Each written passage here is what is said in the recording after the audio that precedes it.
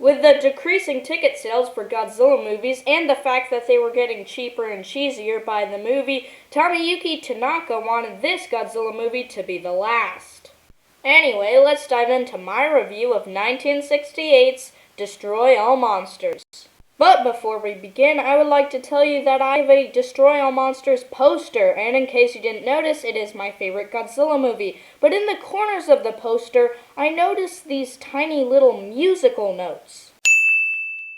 Now, I don't know if they're musical notes from the original motion picture score, but that's just a little theory that I have. One of the main reasons that I love this film so much is because it has a lot of monsters, sure, but also because it brings the old gang back together. Horie Nakajima, Ishiro Honda, AJ Tsuburaya, and Akira Ifukube would all help out on the making of Destroy All Monsters. Now, I don't really like the aliens in the Showa era mainly because they're goofy. I have little exceptions, one being the Zillions because they're cool, and the main antagonists of this movie are aliens as well.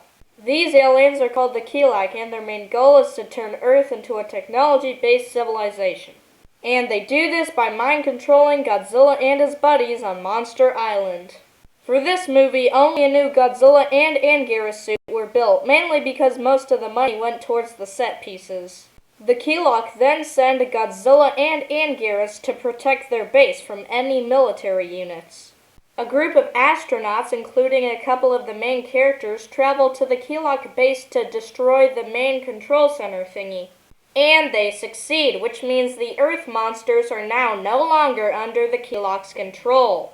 But the Kilaak still have one more evil trick up their sleeves.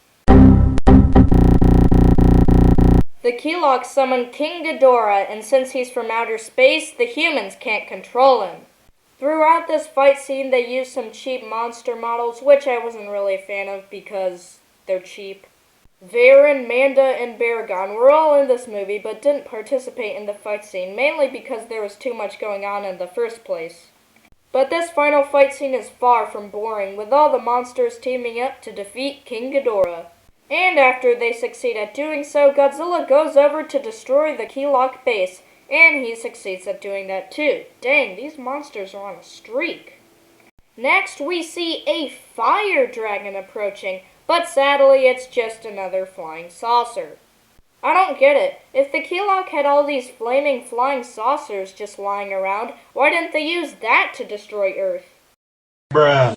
The monsters then return back to Monster Island, and in the end we are shown even more of those ugly monster props. Like, come on! Now, you know what I'm gonna say. Since this is my favorite Godzilla movie, I have to give it a big thumbs up. I just love all the monster action, all the awesome special effects. It all just works for me. Anyway, guys, I'll see you in my next Godzilla review video.